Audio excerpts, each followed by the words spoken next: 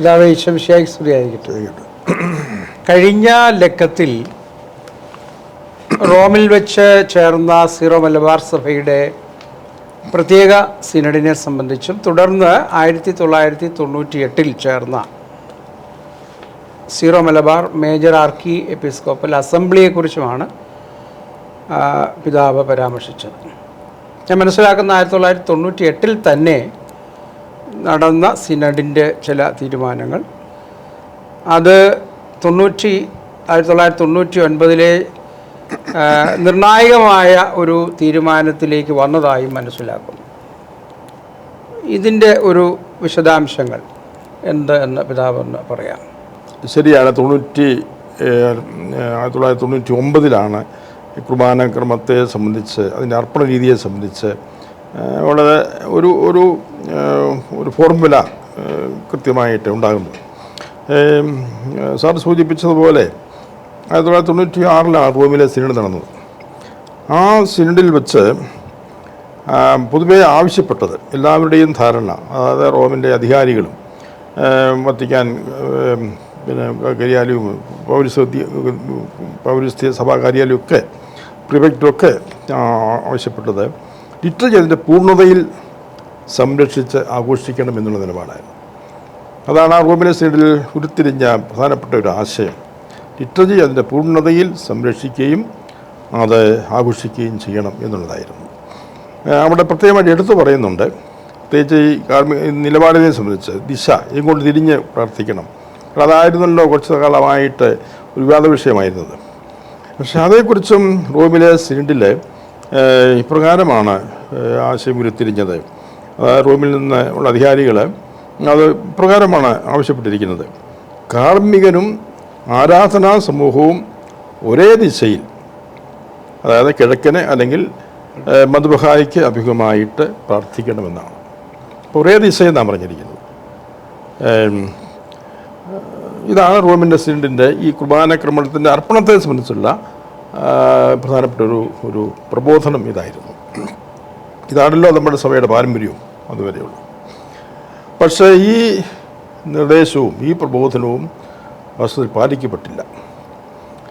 ഇപ്രകാരം വളരെ വ്യക്തമായിട്ട് റോമിൽ നിന്ന് അധികാരികൾ ആവശ്യപ്പെട്ടെങ്കിലും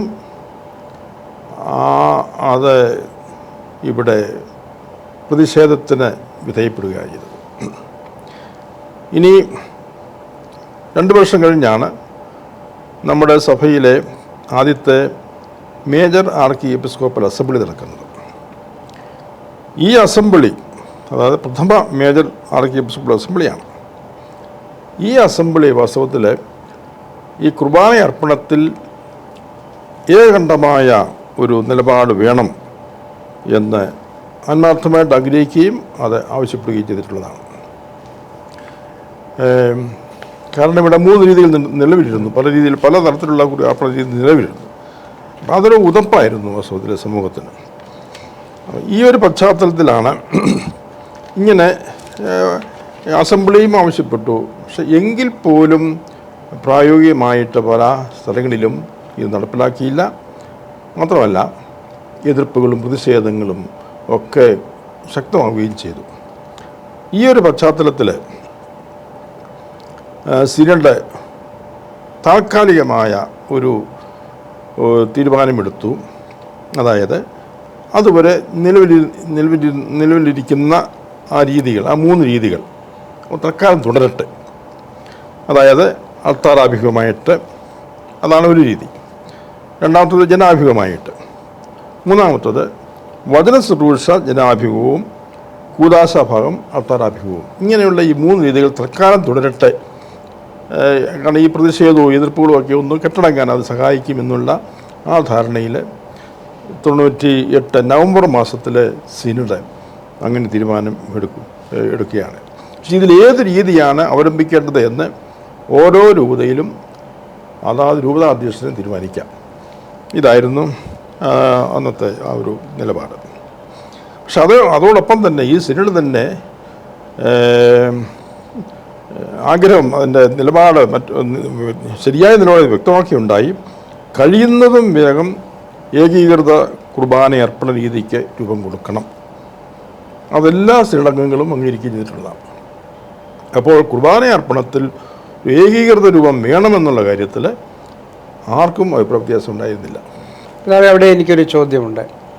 ഇപ്പോൾ അസംബ്ലിയിലെ പിതാവിനോടൊപ്പം ഞാനും ഉണ്ടായിരുന്നു. അവിടെ സംസാരിച്ച ആളുകളെല്ലാം പറയുന്നുണ്ട് നമുക്കൊരു ഏകീകൃത രൂപം വേണം. തുടർന്ന് പിതാവ് പറഞ്ഞു, തുടർന്ന് നടന്ന സിനഡിൻ്റെയും ഒരു ആഹ്വാനം 98-ൽ നടത്തിയ ഒരു ആഹ്വാനം ആ ഒരു ഏകീകൃത രൂപത്തിലേക്ക് വളരണമെന്നുള്ള അഭിമന്യ സിനഡ് പിതാക്കന്മാരുടെ ആഗ്രഹവും. അപ്പോൾ അസംബ്ലി അംഗങ്ങളും അൽമായരും അഭിമന്യ പിതാക്കന്മാരും ഇങ്ങനെ പറഞ്ഞു എങ്കിൽ പോലും അവരെല്ലാം ആഗ്രഹിക്കുന്ന അവരവരുടെ രീതികളാണ്. അങ്ങനെ ഒരു ആശയക്കുഴപ്പം വരുമ്പോൾ അതിന് ഒരു പൊതു മാനദണ്ഡം ആയി സ്വീകരിക്കേണ്ടത് നമ്മുടെ പാരമ്പര്യവും ഇതിൻ്റെ സംരക്ഷകനായിട്ട് നമ്മൾ മാനിക്കുന്ന പരിശുദ്ധ പിതാവിൻ്റെയും മാർഗനിർദ്ദേശങ്ങളല്ലേ? തീർച്ചയായിട്ടും അങ്ങനെ അതാണ് പാലിക്കപ്പെടേണ്ടത്. അതാണ് റോമിൽ നിന്ന് എപ്പോഴും നൽകിയിരിക്കുന്നത് തന്നെയാണ്. അതായത് നമ്മുടെ കുർബാനക്രമം ഇത് ഈ പല രീതികൾ എന്നുള്ളത് ഒരിക്കലും റോം അംഗീകരിച്ചിട്ടില്ല. അതിവിടെ ഉരുത്തിരിഞ്ഞ ഒരു അച്ചടക്കരാഹിത്യമാണെന്ന് പറയാൻ സാധിക്കും. റോമിൽ നിന്ന് ഒരിക്കലും ഒരു ജനാഭിമുഖമായിട്ട് കുർബാനയിലെ ഏതെങ്കിലും ഒരു ഭാഗം ജനാഭിമുഖമായിട്ട് നടത്തുന്നത് ഇതുവരെ അംഗീകരിക്കപ്പെട്ടിരുന്നില്ല. അപ്പോൾ ഇവിടെ നടന്നു നിൽക്കുന്നതൊക്കെ അത് നിയമത്തിന് വിരുദ്ധമായിട്ട് പാരമ്പര്യത്തിന് വിരുദ്ധമായിട്ടുള്ള കാര്യങ്ങളാണ്. അതുകൊണ്ട് ഏതായാലും ശക്തമായ പ്രതിഷേധമുണ്ടായ സാഹചര്യത്തിൽ ഈ പൂർണ്ണമായും അൾത്താരാഭിമുഖം എന്നുള്ളതും പൂർണ്ണമായും ജനാഭിമുഖം എന്നുള്ളതും സാധ്യമല്ല എന്നുള്ള ഒരു ബോധ്യത്തിൽ ഒരു കോംപ്രമൈസ് ഫോർമുല രൂപം കൊള്ളുകയാണ്. അതാണ് 1999 നവംബർ മാസത്തിൽ നടന്ന സിനഡിൻ്റെ ആ സിനഡിൽ വെച്ചാണ് നിർണായകമായ ഒരു തീരുമാനം ഉണ്ടാകുന്നത്. അത് ഈ നവംബർ മാസം, അതായത് 99 നവംബർ മാസം 14 മുതൽ 20 വരെ നടന്ന സിനഡ് കുർബാന അർപ്പണം സംബന്ധിച്ച് ഒരു ഫോർമുല രൂപീകരിച്ചു. അതിതാണ്: കുർബാനയുടെ ആരംഭം മുതൽ അനാഫറ വരെ ജനാഭിമുഖമായിട്ട് അർപ്പിക്കുക. അനാഫറ മുഴുവനും, അതായത് കുദാശ ഭാഗം അത് മുഴുവനും, തുടർന്ന് ദിവ്യകാരുണ്യ സ്വീകരണം വരെയും അൾത്താരാഭിമുഖമായിട്ട് അർപ്പിക്കുക. പിന്നെ അതിനുശേഷം ദിവ്യകാരുണ്യ സ്വീകരണത്തിന് ശേഷമുള്ള ഭാഗം ജനാഭിമുഖമായിട്ട്. ഇങ്ങനെയൊരു കോംപ്രമൈസ് ഫോർമുല രൂപം കൊള്ളുകയാണ്. കാരണം ഇതിനു മുമ്പ് നടന്ന പരിശ്രമങ്ങളെല്ലാം പരാജയപ്പെട്ട സാഹചര്യത്തിൽ പക്ഷേ ഒരു ഐക്യം വേണമല്ലോ. അതാണ് അസംബ്ലി ആവശ്യപ്പെട്ടത്, ഒരു ഐക്യം വേണം. അത് പിതാക്കന്മാർ ഒന്നിച്ച് തീരുമാനിച്ച് ഞങ്ങളോട് പറയുക, ഞങ്ങളതനുസരിക്കും. അതാണ് അസംബ്ലി പറഞ്ഞിരുന്നത്. അപ്പോൾ അതനുസരിച്ച് ഇങ്ങനെയൊരു ഐക്യ ഫോർമുല രൂപപ്പെടുകയും അത് എല്ലാ ശ്രീലങ്കങ്ങളും അംഗീകരിക്കുകയും ചെയ്തു. ഇപ്രകാരം ഈ ഫോർമുല അനുസരിച്ചുള്ള ഈ ഐക്യ ഫോർമുല 2000 ജൂലൈ 3 മുതൽ നടപ്പിലാക്കണം എന്നും സിനഡ് തീരുമാനിക്കുകയുണ്ടായി. പിന്നീട് ഇത് സംബന്ധിച്ച് ഒരു സംയുക്ത ഇടയലേഖനവും പുറപ്പെടുവിച്ചു. അതായത് ഈ ഇടയലേഖനം 2000 ജനുവരി 2-ാം തീയതി എല്ലാ പള്ളികളിലും വായിക്കത്തക്ക വിധം പ്രസിദ്ധപ്പെടുത്താൻ തീരുമാനിച്ചു. അതനുസരിച്ച് അന്ന് സഭയുടെ അപ്പസ്റ്റോലിക് അഡ്മിനിസ്ട്രേറ്റർ, അന്ന് മേജർ ആർച്ച് ബിഷപ്പില്ല, അഡ്മിനിസ്ട്രേറ്ററായിട്ട് വർക്കി പിതാവിനെ ആണ് നിയമിക്കപ്പെട്ടിരുന്നത്. അപ്പോൾ വർക്കി പിതാവും പിന്നെ കൂടാതെ മറ്റ് 4 മെത്രാപ്പൊലീത്താമാർ, 4 അതിരൂപതകളാണ് ഉണ്ടായിരുന്നത്.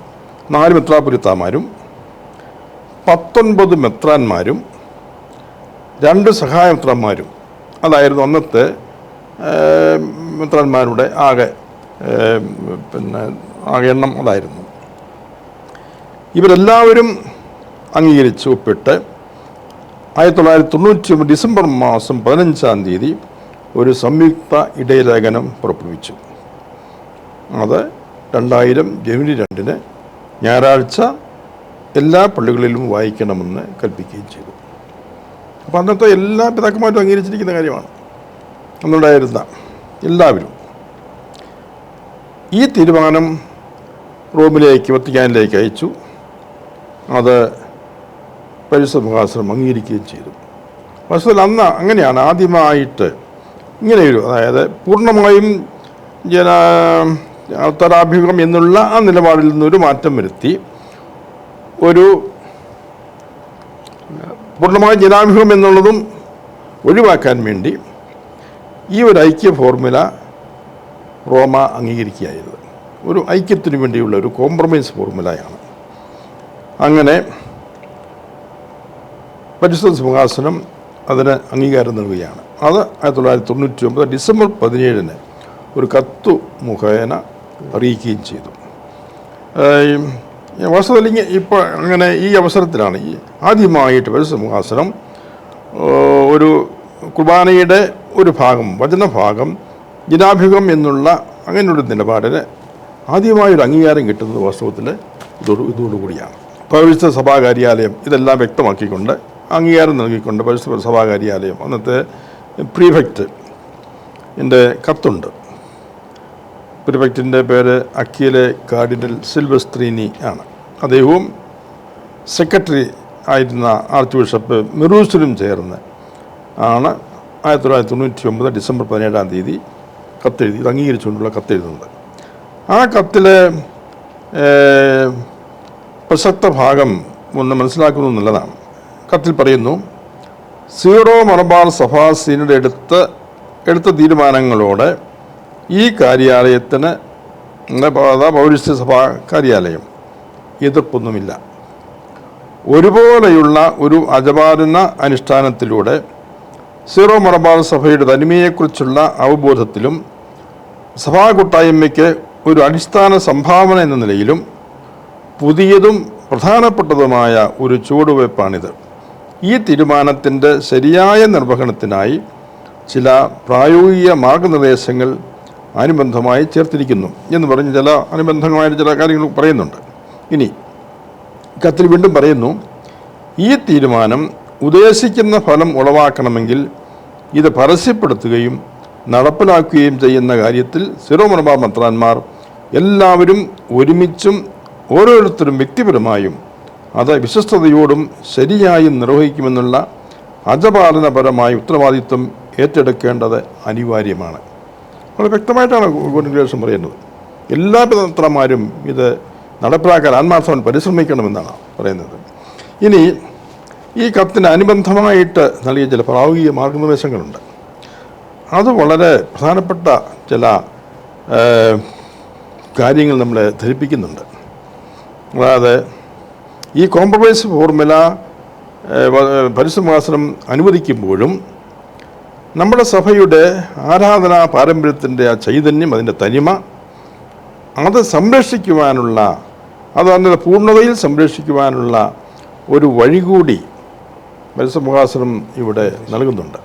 അതാണ് അനുബന്ധമായി നൽകിയിരിക്കുന്ന പ്രായോഗിക മാർഗനിർദ്ദേശങ്ങൾ. പ്രധാനമായിട്ട് 3 കാര്യങ്ങളാണ് അവിടെ പറഞ്ഞിരിക്കുന്നത്. ഒന്നാമത്തെ കാര്യം ഇതാണ്, അതിൻ്റെ ചുരുക്കം ഇതാണ്. അനാഫറയുടെ സമയത്ത് കാർമ്മികൻ കിഴക്കിന് അഭിമുഖമായി അല്ലെങ്കിൽ അൾത്താര അഭിമുഖമായി നിലകൊള്ളുന്നു. അൾത്താര പ്രവേശന പ്രാർത്ഥന ആരംഭിക്കുന്നതോടെയാണ് അൾത്താരയിലേക്ക് തിരിയുന്നത്. അനാഫറയുടെ സമയം മുഴുവൻ കിഴക്കോട്ട് തിരിഞ്ഞുള്ള ഈ നിലപാടാണ് സ്വീകരിക്കേണ്ടത്. ഇനി രണ്ടാമത്തെ പോയിന്റ്, പരമ്പരാഗതമായ ബേമ ഹൈക്കലായിൽ സമൂഹമധ്യയെ പുനഃസ്ഥാപിക്കപ്പെട്ട ദേവാലയങ്ങളിൽ ബേമയിലെ പട്ടക്കാർ വചനസുരക്ഷയുടെ സമയത്ത് ദിശ സംബന്ധിച്ച് ജനങ്ങളുടെ തന്നെ നിലപാടാണ് സ്വീകരിക്കേണ്ടത്. അപ്പോൾ അതിൻ്റെ അർത്ഥം എന്താണ്? ഈ ബേമ ഹൈക്കലായുടെ മധ്യത്തിലാണ്. അത് അതാണ് പരമ്പരാഗത രീതി. അത് പുനഃസ്ഥാപിക്കുക, അത് നമുക്ക് നഷ്ടപ്പെട്ടു പോയിരുന്നു, ആ ഒരു രീതി നഷ്ടപ്പെട്ടു പോയിരുന്നു. അത് പുനഃസ്ഥാപിക്കപ്പെട്ട സ്ഥലങ്ങളിൽ ഈ ബേമയിൽ നിൽക്കുന്ന വൈദികർ ജനങ്ങളുടെ നേരെ തിരിഞ്ഞല്ല നിൽക്കേണ്ടത്, മറിച്ച് അൾത്താരയിലേക്ക് തിരിഞ്ഞ് ജനങ്ങൾ നിൽക്കുന്ന പോലെ തന്നെ കിഴക്കോട്ട് അല്ലെങ്കിൽ അൾത്താരയിലേക്ക് മധുബയിലേക്ക് തിരിഞ്ഞാണ് നിൽക്കേണ്ടത്. ആ നിലപാടിൽ തന്നെ ജനങ്ങൾ തന്നെ നിലപാടാണ് സ്വീകരിക്കേണ്ടത്. ഇപ്രകാരമുള്ള പുനരുദ്ധാരണം പരീക്ഷണാർത്ഥമായിട്ടെങ്കിലും ആരാധനാക്രമ കേന്ദ്രങ്ങളിലും സെമിനാരികളിലും ആശ്രമക്കപ്പേളകളിലും നിശ്ചയമായും അഭികാമ്യമാണ് എന്നും പറയുന്നുണ്ട്. അപ്പോൾ യഥാർത്ഥത്തിൽ ആ പരമ്പരാഗതമായ ആ രീതി തുടരുവാനും സംരക്ഷിക്കുവാനുള്ള ഒരു പ്രൊവിഷൻ ഇവിടെ വന്നിരിക്കുകയാണ്. ഇപ്പോൾ ദേവാലയ ഘടനയിൽ പാരമ്പര്യമനുസരിച്ചുള്ള ദേവാലയത്തിലെ ഘടനയിൽ കുർബാന അർപ്പിക്കുമ്പോൾ നമ്മൾ ഈ ജനാഭിമുഖമായിട്ട് അർപ്പിക്കുന്ന രീതി ഉരുത്തിരിയുന്നില്ല.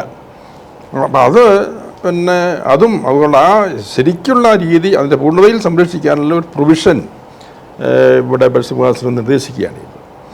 ഇനി തുടർന്ന് മൂന്നാമത്തെ പോയിൻ്റായിട്ട് പറഞ്ഞിരിക്കുന്നതാണ്, ഇപ്രകാരം ക്രമീകരിക്കപ്പെട്ട ദേവാലയങ്ങളിൽ സമാപന ശുശ്രൂഷയ്ക്കായി കാർമ്മികൻ ബേമയിലേക്ക് വരേണ്ടതില്ല, കസ്ത്രോമയുടെയോ മധുബഹായുടെയോ മുൻപിൽ ജനാഭിമുഖമായി നിന്നാൽ മതിയാവും. അതായത് സമാപന ആശീർവാദം പ്രാർത്ഥനയ്ക്ക് അങ്ങനെയാണ്. അപ്പോൾ ഇതാണ് പരിശുദ്ധാസനത്തിൻ്റെ മൈൻഡ്. ഇവിടെ ഈ വിവാദങ്ങളുടെയും പ്രതിഷേധങ്ങളുടെയൊക്കെ ഫലമായിട്ടാണ് ഇതിൻ്റെ കോംപ്രമൈസ് ആവശ്യമായിട്ട് വന്നത്. അങ്ങനെ ഒരു ഐക്യത്തിന് വേണ്ടി അത് അനുവദിക്കുമ്പോഴും ശരിയായ രീതി തുടരുവാനും സംരക്ഷിക്കുവാനുള്ള ഒരു വഴി കാണിച്ചു തരികയാണ് വാസ്തവത്തിൽ പരിശുദ്ധാസനം. അപ്പോൾ പരിശുദ്ധാസനത്തിൻ്റെ മൈൻഡ് എന്താണ് നമുക്ക് മനസ്സിലാക്കാൻ സാധിക്കും. പിതാവ് വളരെ വിസ്മയത്തോടും എന്നാൽ ഉള്ളിലുള്ള ഒരു പ്രത്യാശയോടും കൂടിയാണ് ഞാൻ പിതാവിൻ്റെ രണ്ടാമത്തെ നിരീക്ഷണം അവർ പരിശുദ്ധ സിംഹാസനത്തിൽ തിരുസംഘം വഴി നൽകപ്പെട്ട ആ ഒരു നിർദ്ദേശത്തെ ഞാൻ കേട്ടത്. കാരണം ഇവിടെ നിന്ന് 99 സിനഡ് ഇങ്ങനെ ഒരു ഐക്യ രൂപത്തിലേക്ക് ഒരു പ്രപ്പോസൽ സമർപ്പിച്ചു എങ്കിലും ഒരുപക്ഷെ എതിർപ്പൊന്നുമില്ല എന്നാണ് ആദ്യ ഖണ്ഡികയിൽ പറഞ്ഞിരിക്കുന്നത്. എതിർപ്പൊന്നുമില്ല, കാരണം ഐക്യമാണ് പ്രധാനപ്പെട്ടതെന്നുള്ളതാണ്. പക്ഷെ എന്നാലും പരിശുദ്ധ സിംഹാസനം പ്രതീക്ഷയിലാണ്. കാരണം ഏറ്റവും ഐഡിയലായിട്ടുള്ള, കാരണം ഒരു വ്യക്തിസഭയുടെ ആരാധന പൈതൃകം എന്ന് പറയുന്ന ആ സഭയുടെ മാത്രമല്ല, സാർവത്രിക സഭയുടെ ആരാധനാ പൈതൃകത്തിൻ്റെ ആ വൈവിധ്യ സമൃദ്ധിയുടെ, അപ്പോൾ അതുകൊണ്ട് ആ ഒരു പ്രതീക്ഷ പരിശുദ്ധ സിംഹാസനത്തിനുണ്ട്. പക്ഷെ ഐക്യം എന്നുള്ള രീതിയിൽ ഇത് എത്രമാത്രം നമ്മളുടെ സഭ ആകമാനം മനസ്സിലാക്കുന്നു, ഉൾക്കൊള്ളുന്നു എന്നുള്ളതിനെ സംബന്ധിച്ചുള്ള ആശങ്ക ഞാൻ ആദ്യം സൂചിപ്പിച്ച ജിജ്ഞാസയോട് ഉള്ളിലുള്ള പ്രത്യാശയോടും കൂടെ കൂട്ടിച്ചേർത്ത് ഞാൻ പിതാവിനോടൊന്ന് പ്രതികരണത്തിനായിട്ട് ചോദിക്കുകയാണ്.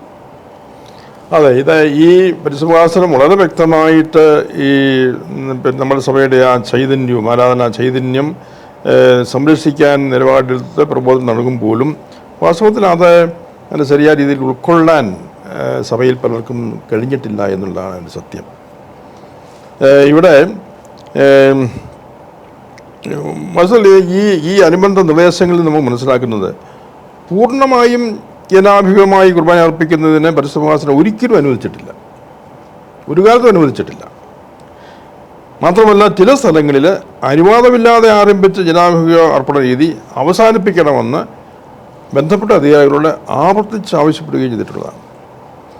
പക്ഷേ എന്നിട്ടും അത് പാലിക്കപ്പെടാതെ പോകുന്നു. അതാണല്ലോ ഇപ്പോൾ ഈ പ്രതിസന്ധി ഉണ്ടായതിൻ്റെ കാരണം അതാണല്ലോ. അതുകൊണ്ട് ഒരു കാര്യം സത്യമാണ്, ഈ ജനാഭിമുഖ കുർബാന എന്ന് പറയുന്നത് സഭയിലൊരു പാരമ്പര്യമായിട്ട് വന്നു ദീർഘകാലമായി എന്നൊക്കെ പറയുമ്പോഴും അതിന് ഒരിക്കലും ഒരു അംഗീകാരം ലഭിച്ചിരുന്നില്ല എന്നുള്ളതാണ് സത്യം. അതുകൊണ്ട് തന്നെ ഒരു പാരമ്പര്യമായിട്ട് തഴക്കമായിട്ട് നമുക്ക് കണക്കാക്കാൻ, ഒരു ആധികാരികമായ തഴക്കമായി നമുക്ക് കണക്കാക്കാൻ സാധിക്കുക. പിതാവ് 1999 സിനഡ് എടുത്ത ആ ഐക്യ രൂപത്തിലുള്ള വിശുദ്ധ കുർബാന അർപ്പണം 2000 ജൂലൈ 3 തൊട്ട് നടപ്പിലാക്കുവാനായിട്ടുള്ള നിർദ്ദേശമാണല്ലോ സിനഡ് നൽകിയത്. അതിൻ്റെ തുടർന്നുള്ള കാര്യങ്ങൾ എങ്ങനെയായിരുന്നു? അതിൻ്റെ നടപ്പിലാക്കലിനെ സംബന്ധിച്ചത്, പ്രയോഗത്തിൽ വന്നതിനെ സംബന്ധിച്ചോ അല്ലെ അതിൻ്റെ വിശദാംശങ്ങൾ എന്തായിരുന്നു എന്ന് ഒന്ന് പിതാവ് വ്യക്തമാണ്. വളരെ വ്യക്തമായ ഒരു തീരുമാനമാണ് വാസ്തവത്തിൽ ആ സിനഡിൽ എടുത്തത്. എല്ലാ പിതാക്കന്മാരും അത് അംഗീകരിക്കുകയും ചെയ്തിട്ടുള്ളതാണ്. അത് സൂചിപ്പിക്കുകയുണ്ടായി. അതനുസരിച്ച് സംയുക്ത ഇടയലേഖനം അയച്ചു. 2000 ജൂലൈ 3 മുതൽ ഏകീകൃത കുർബാന അർപ്പണം തുടങ്ങുന്നതിന് നിർദ്ദേശം കൊടുത്തു. പക്ഷേ ഏതാണ്ട് 6-7 രൂപതകൾ അത് നടപ്പിലാക്കിയില്ല. ചില രൂപതകൾ ഈ പൗരസ്ത്യ കാനോൻ നിയമ സംഹിത അനുസരിച്ച് ഒരു ക്ലോസ് ഉണ്ട്, എവിടെയെങ്കിലും ഒരു കാര്യം നടപ്പിലാക്കുന്നതിന് പ്രത്യേകമായി എന്തെങ്കിലും തടസ്സങ്ങൾ, ശക്തമായ പ്രതിഷേധം അല്ലെങ്കിൽ അത് അച്ചടക്ക രാഹിത്യം ഉണ്ടാക്കുന്നു, ഏതും ഗൗരവമേറിയ അജപാലനപരമായ കാരണങ്ങളുണ്ടെങ്കിൽ അതിനൊരു താൽക്കാലികമായ ഒഴിവ് നൽകാം എന്നുള്ള ഒരു പ്രൊവിഷനുണ്ട്. അത് പൗരസ്ത്യ കാനോൻ സംഹിതയിലെ 1538 കാനനാണ്. ആ കാനനുസരിച്ച് താൽക്കാലികമായ ഒരു ഒഴിവ് നൽകാൻ സാധിക്കും. അപ്പോൾ സ്ഥിരമായ ഒഴിവ് നൽകാൻ സാധിക്കത്തില്ല. ഇത് ഉപയോഗപ്പെടുത്തിക്കൊണ്ട് ചില രൂപതകൾ ഈ തീരുമാനത്തിൽ നിന്ന് പിൻവാങ്ങുകയായിരുന്നു. കാരണം രൂപതയിൽ വളരെയധികം അച്ചടക്കരാഹിത്യം ഉണ്ടാകും, അതുകൊണ്ട് ഈ ഇപ്പോൾ നടപ്പിലാക്കാൻ സാധിക്കുകയില്ല എന്നുള്ള ഒരു വിലയിരുത്തലിൻ്റെ ഫലമായിട്ട് ഈ കാനോൻ്റെ പ്രൊവിഷൻ ഉപയോഗപ്പെടുത്തിക്കൊണ്ട് അവരെ ഒഴിവ് കൊടുക്കുകയാണ് ചെയ്തത്. അങ്ങനെ ഏതാണ്ട് 6-7 രൂപതകളെ ഈ തീരുമാനം നടപ്പിലാക്കിയില്ല. ഇനി വർക്കിപ്പിതാവ് വാസ്തവത്തിൽ തൻ്റെ രൂപതയും കൂടിയാണ് എറണാകുളം അങ്കമാലി രൂപത. മെയ് മാസം 30 വർക്കിപ്പിതാവ് തന്നെ സർക്കുലർ അയച്ചതാണ് എറണാകുളം അങ്കമാലി അതിരൂപതയിൽ നടപ്പിലാക്കാനായിട്ട്. ജൂലൈ 3 മുതൽ ഏകീകൃത രീതിയിൽ കുർബാന അർപ്പിക്കണമെന്ന് അറിയിക്കുന്ന സർക്കുലർ വർക്കിപ്പിതാവ് മെയ് മാസം 30 അതിരൂപതയിലെ വൈദികർക്ക് അയച്ചു കൊടുത്തതാണ്.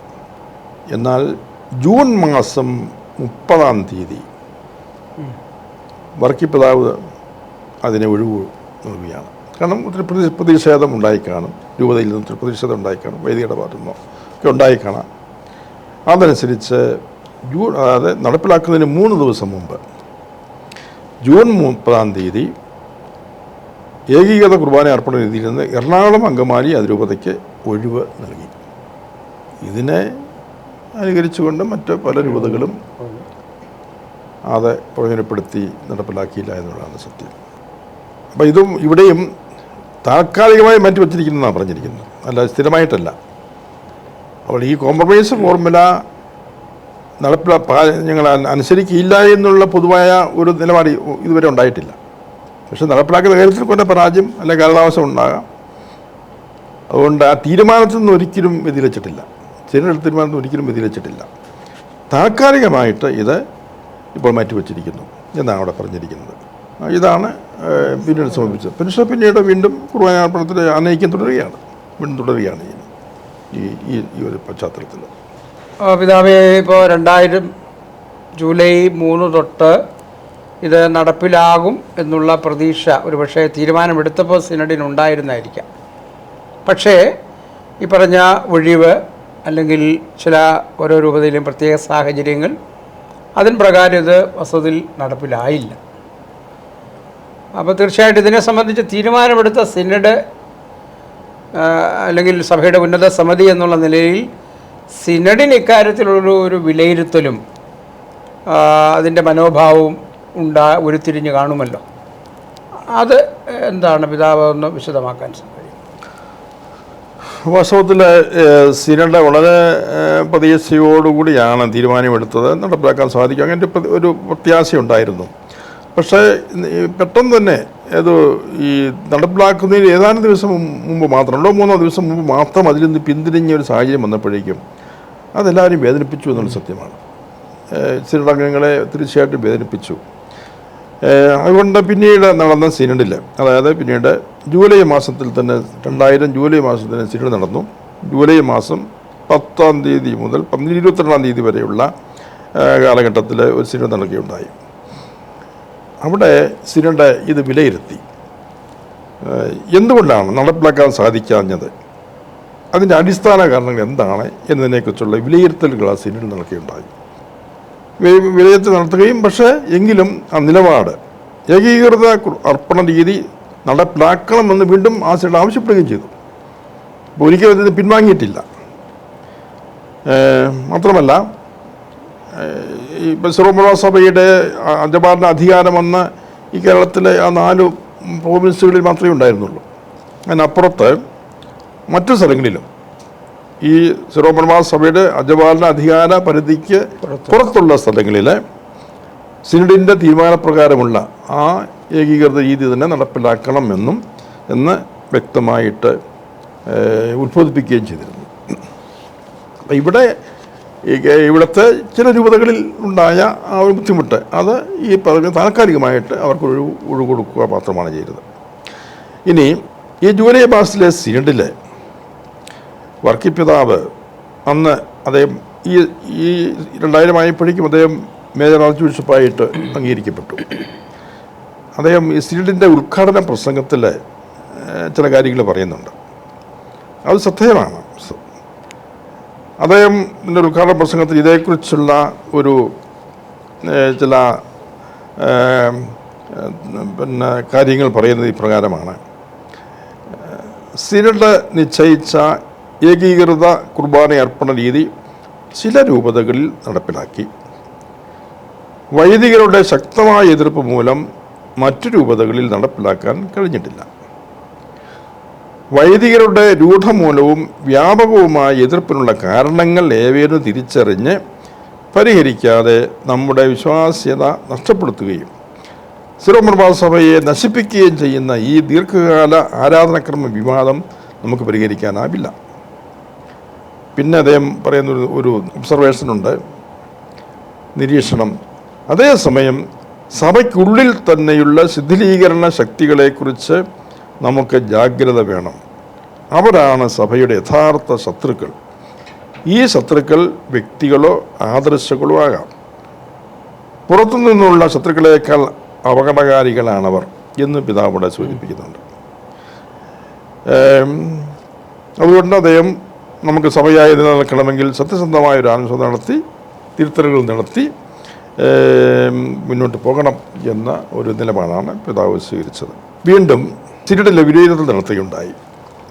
എന്താണ് കാരണം? ഇത് നടപ്പിലാക്കാൻ സാധിക്കാതെ എന്തുകൊണ്ടാണ് എന്നതിനെക്കുറിച്ച് സിനഡിലെ ചർച്ച ചെയ്യുകയും സിനഡ് അംഗങ്ങളെ അതിനുള്ള തങ്ങളുടേതായ അഭിപ്രായങ്ങളെ രേഖപ്പെടുത്തുകയും ചെയ്തു. ആ വിലയിരുത്തലിൻ്റെ ഒരു സംക്ഷിപ്ത രൂപം ഇതാണ്. എന്തുകൊണ്ട് നടപ്പിലാക്കാൻ സാധിച്ചില്ല? ഒന്നാമതായിട്ട് പറയുന്ന ഒരു കാരണം, നമ്മുടെ സഭയുടെ തനിമയെക്കുറിച്ച് മെത്രാന്മാരുടെ ഇടയിൽ തന്നെ ഒരു പൊതുധാരണയുടെ അഭാവമുള്ളതിനാൽ ഒരു പരിഹാരത്തിലെത്തുന്നത് എളുപ്പമല്ല.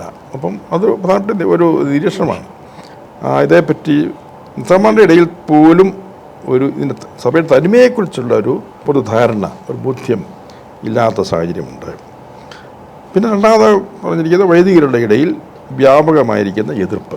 പിന്നെ എങ്കിലും തീരുമാനിച്ചത് പ്രകാരമാണ് മെത്രാന്മാരുടെ പങ്കുവയ്ക്കലിൽ പൊതുവായി പ്രതിഫലിച്ചിരുന്ന ചിന്ത, ആ തീരുമാനം ഇതായിരുന്നു: സിനഡ് അതിൻ്റെ തീരുമാനത്തിൽ ഉറച്ചു നിൽക്കണമെന്നും ഒരു പൊതുപ്രസ്താവനയിലൂടെ അത് വ്യക്തമാക്കണമെന്നുമാണ്. അപ്പം വിശ്വാസികളുടെ മനസ്സിലെ സംശയങ്ങൾ അങ്ങനെ ദൂരീകരിക്കുന്നതിന് അത് ആവശ്യമാണ്. അതായത് സിനഡ് ഒരിക്കലും ആ ഏകീകൃത രീതിയിൽ നിന്ന് പിന്നോട്ട് പോയിട്ടില്ല. അത് നടപ്പിലാക്കുക തന്നെ വേണം എന്ന് ഇവിടെയും സിനഡ് ആവർത്തിച്ച് പ്രഖ്യാപിക്കുകയായിരുന്നു. വേറെയും ചില കാരണങ്ങൾ സിനഡ് കണ്ടെത്തുകയുണ്ടായി എന്തുകൊണ്ട് നടപ്പിലാക്കാൻ സാധിച്ചില്ല എന്നുള്ളതിന്. ഒരു കാര്യം, ചില ഗ്രൂപ്പുകളുടെ പരസ്യവും വ്യക്തവുമായ സ്ക്വാഡ് വർക്ക് മറ്റുള്ളവരെ സ്വാധീനിച്ചു. ഇന്നും നടക്കുന്ന ഒരു കാര്യമാണ് ഈ സ്ക്വാഡ് വർക്ക്. മറ്റുള്ളവരെ പ്രേരിപ്പിച്ച് നടപ്പിലാക്കാതിരിക്കാൻ പ്രേരിപ്പിക്കുക, അങ്ങനെയുള്ള സ്ക്വാഡ് വർക്ക് നമുക്കുണ്ടായി. പിന്നെ സിനഡിൻ്റെ ഭാഗത്തു നിന്നുള്ള മൃദു സമീപനം, നടപടികൾ കർശനമായിട്ട് യഥാർത്ഥ സമയത്ത് എടുക്കാതിരുന്നു എന്നുള്ളതാണ് മൃദു സമീപനം. പിന്നെ സിനഡിൻ്റെ തീരുമാനത്തിന് അനുകൂലമായ പബ്ലിസിറ്റി വേണ്ടത്ര നൽകാത്തതും പ്രതികൂല പബ്ലിസിറ്റി ധാരാളമായി നൽകുന്നതും അത് മറ്റൊരു കാരണമായി. പിന്നെ പൗരസ്ത്യ സഭകളുടെ പാരമ്പര്യത്തെക്കുറിച്ചുള്ള ബോധനത്തിൻ്റെ അഭാവം. ഈ കാരണങ്ങളെല്ലാം ഇതെല്ലാം ഇത് നടപ്പിലാകാതിരുന്നതിൻ്റെ ചില കാരണങ്ങളായിട്ട് സിനഡ് ചൂണ്ടിക്കാണിക്കുകയുണ്ടായി. ഇനി മേജർ ആർച്ച് ബിഷപ്പ് ഈ സിനഡ് സമാപിച്ചുകൊണ്ട് ഇപ്രകാരം പറയുന്നുണ്ട്: നമ്മുടെ സഭയിൽ എല്ലായിടത്തും പരിശുദ്ധ കുർബാന ഏകീകൃത രീതിയിൽ അർപ്പിക്കാനിടയാകട്ടെ എന്നതാണ് എൻ്റെ തീക്ഷ്ണമായ ആഗ്രഹം. സിനഡ് എടുത്ത തീരുമാനം നമ്മളാരും തള്ളിക്കളഞ്ഞിട്ടില്ല എന്നത് നമുക്ക് ഓർത്തിരിക്കാം. അപ്പം വളരെ വ്യക്തമാണ് സിനഡിൻ്റെ ഏകീകൃത രൂപം എക്കാലത്തും സിനഡ് അത് അംഗീകരിക്കുകയും ആ നിലപാട് ഉറച്ചു നിൽക്കുകയും ചെയ്തു. അതാണ് ഇപ്പോഴും തുടർന്നുകൊണ്ടിരിക്കുന്നത്. ആ നിലപാട് തന്നെയാണ്. പിതാവേ, 2000 ഈ ഏകീകൃത രീതി നടപ്പിലാക്കാൻ കഴിയാതെ പോയൊരു സാഹചര്യം, അതിനെ തുടർന്ന് ജൂലൈ മാസത്തിൽ തന്നെ സിനഡ് ചേർന്നു എന്ന് പിതാവ് പറഞ്ഞു. എന്തായിരുന്നു സിനഡിൻ്റെ ആ ഒരു സാഹചര്യത്തെക്കുറിച്ചുള്ള വിലയിരുത്തൽ? തുടർന്ന് സിനഡ് എടുത്ത തീരുമാനങ്ങൾ എന്താണ് ഭാവിയെ സംബന്ധിച്ച് എന്നുള്ളത് പിതാവ് ഒന്ന് വ്യക്തമാക്കാം. സിനഡ് അത് വിശദമായി ചർച്ച ചെയ്തു, വിലയിരുത്തി. എന്തുകൊണ്ട് നടപ്പിലാക്കാൻ സാധിക്കാതെ വരുന്നു, ഇതെല്ലാം അതിനുള്ള കാരണങ്ങളൊക്കെ ചിലത് ചൂണ്ടിക്കാണിക്കുകയുണ്ടായല്ലോ. പക്ഷേ സിനഡിൻ്റെ ആ തീരുമാനം, അതിൽ നിന്ന് സിനഡ് ഒട്ടും വ്യതിചലിച്ചിട്ടില്ല. ഒരു ഏകീകൃത അർപ്പണ രീതി ഉണ്ടാകണം, സിനഡ് എടുത്ത തീരുമാനം നിലനിൽക്കണം എന്ന് തന്നെയാണ് എല്ലാ സിനഡ് പിതാക്കന്മാരും അവിടെ പരസ്യമായിട്ട് തന്നെ രേഖപ്പെടുത്തിയത്. അതുകൊണ്ട് സിനഡിൻ്റെ ഒരു കൺക്ലൂഡിങ് നിഗമനം, തീരുമാനം അല്ലെങ്കിൽ ഉത്ബോധനം എന്ന നിലയിൽ ഇപ്രകാരമാണ് പറയുന്നത്: സിനഡിൻ്റെ തീരുമാനം നിലനിൽക്കുന്നതിനാൽ അനുകൂലമായ സാഹചര്യങ്ങൾ സൃഷ്ടിച്ചുകൊണ്ട് അത് നടപ്പിലാക്കാൻ എല്ലാവരും ശ്രദ്ധിക്കേണ്ടതാണ് എന്നൊരു നിർദ്ദേശം, ആഹ്വാനം നൽകിയിരിക്കുക സിനഡ്. മാത്രമല്ല, ഈ തീരുമാനത്തിന് വെറും പ്രാദേശികമായ പ്രാബല്യം മാത്രമല്ല ഉള്ളത്. ഇത് പരിശുദ്ധ സിംഹാസനം അംഗീകരിച്ചിരിക്കുന്നു. ശ്ലൈഹ്യ സിംഹാസനം ഇത് അംഗീകരിച്ചിരിക്കുക, സിനഡിൻ്റെ ഈ തീരുമാനത്തെ. അങ്ങനെ അംഗീകരിച്ചിരിക്കുന്നത് കൊണ്ട് ഏകീകൃത കുർബാന അർപ്പണത്തെക്കുറിച്ചുള്ള സിനഡിൻ്റെ തീരുമാനത്തിന് സാർവത്രികമായ പ്രാബല്യമാണുള്ളത്. അതും സിനഡ് വ്യക്തമായിട്ട് അവിടെ രേഖപ്പെടുത്തിയിട്ടുണ്ട്. അതുകൊണ്ട് ഇതിൽ നിന്ന് ഒരു ഒഴിവൊഴിവ് ആർക്കുമില്ല എന്നുള്ളതാണ് സത്യം. പക്ഷേ പല സാഹചര്യങ്ങൾ, വിവിധ രൂപതകളിൽ വ്യത്യസ്തമായ സാഹചര്യങ്ങളുണ്ടാകാം. അതുകൊണ്ട് അത് അനുകൂലമായ സാഹചര്യങ്ങൾ സൃഷ്ടിച്ച് നടപ്പിലാക്കണമെന്ന് തന്നെയാണ്. അത് നടപ്പിലാക്കുന്നതിൽ, അങ്ങനെ അനുകൂലമായ സാഹചര്യങ്ങൾ സൃഷ്ടിച്ച് നടപ്പിലാക്കുന്നതിൽ ചില രൂപതകൾ കാലതാമസം വന്നു, അല്ലെങ്കിൽ ചില രൂപതകൾ പരാജയപ്പെട്ടു എന്നാണ് നമ്മൾ മനസ്സിലാക്കുന്നത്. പക്ഷേ അങ്ങനെയാണ് ഇത് വീണ്ടും നീണ്ടുകൊണ്ട് പോകാൻ ഇടയായിട്ടുള്ളത്. സിനഡ് എടുത്ത തീരുമാനങ്ങളിൽ ഇപ്പോൾ പിതാവ് പറഞ്ഞു അനുകൂലമായ സാഹചര്യം സൃഷ്ടിച്ച്. അത് മനസ്സിലാക്കുമ്പോൾ എങ്ങനെ അനുകൂലമായ സാഹചര്യം, അതിനകത്തെ ഒരു താക്കോൽ കാര്യമെന്ന് പറയുന്നത് മതബോധനമാണ്. നമ്മളുടെ തനിമ എന്താണ്, നമ്മളുടെ ആരാധനക്രമ പൈതൃകം എന്താണെന്നുള്ള രീതിയിൽ അത് സെമിനാരിയിലും വൈദിക രൂപീകരണത്തിൽ, അതുപോലെ തന്നെ അച്ഛന്മാരുടെ ഓൺഗോയിങ് ഫോർമേഷനിൽ, അത് കഴിഞ്ഞിട്ടാണല്ലോ ജനങ്ങളുടെ ഫോർമേഷനിലേക്ക് കാരണം നമ്മുടെ രീതി അതാണ്. അത്തരത്തിലുള്ള ഒരു ആത്മാർത്ഥത, കാരണം ഈ അനുകൂല സാഹചര്യം സൃഷ്ടിക്കുന്നത് അങ്ങനെയാണ്, അല്ലാതെ കൽപ്പനകളും സർക്കുലറും കൊണ്ട് മാത്രം ആയില്ല. അതിനനുസരിച്ച് ആളുകൾ ഇതനുസരിക്കുവാനും അത് നടപ്പിലാക്കാനുമുള്ള വൈദികരുടെ ഇച്ഛാശക്തിയെ വർദ്ധിപ്പിക്കുക എന്നുള്ളതാണ്. അപ്പോൾ ആ ശ്രമങ്ങളെ രൂപതകളിൽ നടന്നോ എന്നുള്ളതിനെ സംബന്ധിച്ചുള്ള ഒരു വിലയിരുത്തൽ നമ്മളെ കഴിഞ്ഞ ഒരു ലക്കത്തിൽ ഇത് സൂചിപ്പിച്ചതാണ്. എങ്കിൽ പോലും പിതാവ് ഇങ്ങനെ ഒരു സിനഡ് ഇങ്ങനെ ഒരു കാര്യം പറഞ്ഞു വെക്കുമ്പോൾ അതിനകത്തുള്ള ഒരു ആത്മാർത്ഥത സഭയുടെ വേദികളിൽ എങ്ങനെ എപ്രകാരം എന്നുള്ളതിനെ സംബന്ധിച്ചുള്ള പിതാവിൻ്റെ പ്രതികരണം എന്നറിയാം. അതായത് പ്രതികൂല സാഹചര്യം എന്ന് പറയുന്നത് സിനഡ് തന്നെ കണ്ടെത്തുകയുണ്ടായി, പല കാര്യങ്ങളും ഇവിടെ സൂചിപ്പിക്കുകയുണ്ടായി. ഒന്നാമതായിട്ട് സഭയുടെ തനിമയെക്കുറിച്ചുള്ള അവബോധം കുറവാണ് എന്നുള്ള കാര്യം അതൊരു കാരണമായിട്ട് പറയുന്നുണ്ട്. പിന്നെ ചില വ്യക്തികളുടെ പ്രത്യേകമായ താല്പര്യം, അവർ മറ്റുള്ളവരെ ഫോഴ്സ് ചെയ്ത് സമ്മർദ്ദം ചെലുത്തിയൊക്കെ, അങ്ങനെയൊക്കെ ഒരു തെറ്റായ ബോധവൽക്കരണത്തിന്, സമ്മർദ്ദത്തിന് വിധേയപ്പെടുത്തിയൊക്കെ അങ്ങനെയൊക്കെ സംഭവിക്കുന്നുണ്ട്. ഏതായാലും ഈ സാർ പറഞ്ഞതാണ് ശരി. വാസ്തവത്തിൽ ഈ അനുകൂലമായ സാഹചര്യം എന്ന് പറഞ്ഞാൽ ഇതേക്കുറിച്ച് ബോധ്യങ്ങൾ കൊടുക്കുക എന്നുള്ളതാണ്, ആളുകളെ പഠിപ്പിക്കുക. ഒന്നാമതായിട്ട് നേരത്തെ തന്നെ സൂചിപ്പിച്ചു, പത്രന്മാരുടെ ഇടയിൽ പോലും ഇതിനെക്കുറിച്ചുള്ള ആ ഒരു പൊതുധാരണ ഇല്ലാതെ പോയി എന്നുള്ളതാണ്. അതൊരു സത്യമാണ്. അവരെ കുറ്റം പറഞ്ഞൊരു കാര്യമില്ല. അവരുടെയും ആ ജീവിത പശ്ചാത്തലത്തിൽ ചില കാര്യങ്ങളിൽ ബോധ്യം ഉണ്ടായിട്ടുണ്ട്. അതുകൊണ്ട് വേണ്ട വിധം ശക്തമായിട്ട് ഉത്ബോധിപ്പിക്കാനോ ഫോർമേഷൻ കൊടുക്കാനോ സാധിക്കാതെ പോയിട്ടുണ്ടാകും. അതിൻ്റെ ഫലമായിട്ട് വൈദികർ ഒക്കെ ശരിയായ ബോധ്യം കിട്ടാതെ വന്നിട്ടുണ്ട്. എങ്കിലും ഈ കാലഘട്ടത്തിൽ ഇതൊക്കെ ഇങ്ങനെയുള്ള എതിർപ്പും വിവാദങ്ങളൊക്കെ ഉണ്ടാകുമ്പോഴും ഞാൻ മറ്റൊരു കാര്യം കൂടി കാണുകയാണ്. ഇത് നേരിട്ട് പ്രത്യേകിച്ച് നേരിട്ട് ഈ കാര്യങ്ങളൊക്കെ കാണുകയും പിന്നെ അനുഭവിക്കുകയൊക്കെ ചെയ്ത സാഹചര്യത്തിൽ ക്രമേണ വലിയൊരു മാറ്റം, വളർച്ചയുണ്ടായിട്ടുണ്ട് നമ്മുടെ സഭയെക്കുറിച്ചുള്ള അവബോധത്തിൽ. അത് സിനഡിൽ വളരെ പ്രകടമായിട്ട് കാണാൻ സാധിക്കുന്നുണ്ട്, വൈദികരുടെയും കാണാൻ സാധിക്കുന്നുണ്ട്. ഇപ്പം നമ്മുടെ സഭയുടെ സെൻട്രൽ ലിറ്ററേച്ചർ കമ്മിറ്റിയിൽ വളരെ പ്രകടമായിട്ട് മാറ്റം കാണാൻ സാധിച്ചിട്ടുണ്ട്. മാത്രമല്ല, ഈ കാലഘട്ടത്തിൽ ഇത്രമാത്രം ലിറ്റർജിയുടെ എതിരായിട്ടുള്ള ഈ പ്രതിഷേധം ഉരുത്തിരിയുമ്പോഴും നമ്മുടെ അന്യാധീനപ്പെട്ടു പോയ നിരവധി ആരാധനാക്രമ ഗ്രന്ഥങ്ങൾ ഈ കാലഘട്ടത്തിൽ പുനരുദ്ധരിച്ച് പ്രസിദ്ധീകരിക്കപ്പെടുകയും അത് നടപ്പിലാക്കുകയും ചെയ്തിട്ടുണ്ട്. അത് വലിയൊരു വളർച്ചയാണ്. ഇന്ന് നമ്മൾ ഇനി ഏറെക്കുറെ മിക്കവാറും എല്ലാ ആരാധനാക്രമ ഗ്രന്ഥങ്ങളും തന്നെ പുനരുദ്ധരിക്കപ്പെട്ട് കഴിഞ്ഞു. ഇനിയും കുറച്ച് കാര്യങ്ങളൊക്കെ ചെയ്യാനുണ്ട്. അപ്പം ഇതിൻ്റെ നടുവിലും അങ്ങനെയുള്ള ഒരു വളർച്ചയുണ്ടായിട്ടുണ്ട്. നേരത്തെ ഒരു 10-20 വർഷം മുമ്പ് അങ്ങനെയുള്ള കാര്യത്തെപ്പറ്റി പലപ്പോഴും ചർച്ച ചെയ്യാൻ പോലും സാധിക്കാത്ത സാഹചര്യം ഉണ്ടായിരുന്നു. പക്ഷെ ഇന്ന് സാഹചര്യം മാറി. അപ്പം അത് വലിയ സഭയ്ക്ക് ഉണ്ടായൊരു വളർച്ചയാണ്. പിന്നെ ചില ഇപ്പം എല്ലാ രൂപതകളിലും ഇങ്ങനെയുള്ള സ്ഥിതി ഇല്ലല്ലോ. കാരണം ഇതിനെ പൂർണ്ണമായിട്ട് അംഗീകരിക്കുകയും സ്വീകരിക്കുകയും ചെയ്ത രൂപതകൾ ആയിരുന്നു. ചില രൂപതകളിൽ പ്രായോഗികമായിട്ട് ഇങ്ങനെയുള്ള ചില പശ്ചാത്തലത്തിൽ ബുദ്ധിമുട്ടുണ്ടായി. അതുകൊണ്ട് അവർ ആവശ്യപ്പെട്ടു, കുറച്ചുകൂടെ സമയം ഞങ്ങൾക്ക് വേണം. അവിടുത്തെ പിതാക്കന്മാർ ആവശ്യപ്പെട്ടിട്ടുണ്ട്, ഞങ്ങൾക്ക് കുറച്ചുകൂടെ സമയം വേണം നടപ്പിലാക്കാനായിട്ട്. അങ്ങനെ പറഞ്ഞതിൻ്റെ വെളിച്ചത്തിലാണ് ഈ നീണ്ടുകൊണ്ട് പോയത്. അപ്പോൾ നമുക്ക് സഭയിലൊരു ഭിന്നതയല്ലല്ലോ വേണ്ടത്. അതുകൊണ്ട് കഴിയുന്നതും എല്ലാവരെയും യോജിപ്പിച്ചുകൊണ്ട് ഏകകണ്ഠമായി നടപ്പിലാക്കണം എന്നുള്ള ഒരു ആത്മാർത്ഥമായ ആഗ്രഹവും ഇതിൻ്റെ പിന്നിലുണ്ടായിരുന്നു.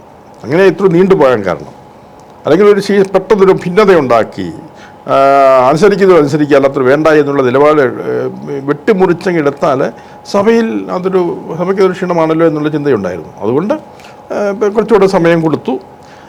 പക്ഷേ സമയം കൊടുത്തതൊക്കെ വാസ്തവത്തിൽ അത് ഉപയോഗപ്പെടുത്തി അത് മുതലെടുത്ത് വീണ്ടും എതിർപ്പുകൾ ശക്തപ്പെടുകയാണ് ചെയ്തതെന്നുള്ളത് സത്യമാണ്. അങ്ങനെ കൂടുതലും അത് സഭയെ നീണ്ടുപോവുകയും അത് അച്ചടക്കരാഹിത്യം അത് വളർത്തുകയും ചെയ്തു എന്നുള്ളത് സത്യമാണ്. അതും സിനഡ് കണ്ടെത്തുന്നുണ്ട്. അതായത് സിനഡിൻ്റെ ഭാഗത്ത് മൃദു സമീപനം ഉണ്ടായി. ആ മൃദു സമീപനത്തിൻ്റെ കാരണം ഇതായിരുന്നു. അവർ ഇപ്പം നടപ്പിലാക്കാത്തവർ താമസിയാതെയും നടപ്പിലാക്കും, അവർ കാര്യങ്ങൾ മനസ്സിലാക്കും, അങ്ങനെ ഒരു ഐക്യത്തിലേക്ക് വരും എന്നുള്ള ഒരു പ്രത്യാശയുണ്ടായിരുന്നു. പക്ഷേ ആ പ്രതീക്ഷയൊന്നും സഫലമായില്ല എന്നുള്ളതാണ് സത്യം. എങ്കിലും ഇതിനിടയ്ക്ക് ഞാൻ സൂചിപ്പിച്ചതുപോലെ ഒത്തിരി പുരോഗതി ഉണ്ടായിട്ടുണ്ട്. തീർച്ചയായും പിതാവ് പറഞ്ഞത് വളരെ വസ്തുതാപരമായിട്ടുള്ള ഒരു നിരീക്ഷണമാണ്. കാരണം സെൻട്രൽ ലിറ്റർജിക്കൽ കമ്മിറ്റിയുടെ വളർച്ചയും അതിൻ്റെ ചർച്ചകളുമൊക്കെ ഞാനതിനകത്തൊരു അംഗമെന്നുള്ള നിലയിൽ ദീർഘകാലം എനിക്കതിൻ്റെ മാറ്റം വായിച്ചറിയാനായിട്ട് സാധിക്കും. പിതാവ് പറഞ്ഞ 100% ശരിയാണ്. സഭ എപ്പോഴും പ്രത്യാശയുടെ ജനമാണ്. ചരിത്രപരമായ ചില ഇടപെടലുകൾ മൂലം നമ്മുടെ ആരാധനാ ക്രമത്തിൽ വന്നുപോയ ചില ആരോഗ്യകരമല്ലാത്ത മാറ്റങ്ങളെ തിരിച്ചു കൊണ്ടുവരാൻ നമ്മളെക്കാൾ അധികം പരിശുദ്ധ സിംഹാസനം ആഗ്രഹിക്കുകയും പിൻബലം നൽകുകയും ചെയ്യുമ്പോൾ തീർച്ചയായിട്ടും പരിശുദ്ധാത്മ കൃപയിൽ അഭിനന്ദ പിതാവ് സൂചിപ്പിച്ച ആ ഒരു പ്രത്യാശ തീർച്ചയായിട്ടും ഇന്നത്തെ പ്രതിസന്ധികളെ അതിജീവിക്കുവാൻ സഭയെ സഹായിക്കും എന്നുള്ളതിൽ തർക്കമില്ല. പിതാവ് ഇത്രയും സമയം ഈ ഒരു പ്രത്യാശയുടെ വാക്കുകൾ കൂടി പിതാവിന് ഞങ്ങളോട് പറയാൻ അങ്ങ് സന്നദ്ധത കാണിച്ചുള്ള നന്ദി പ്രകടിപ്പിച്ചുകൊണ്ട് ഈശോ വിശ്വാസിയെ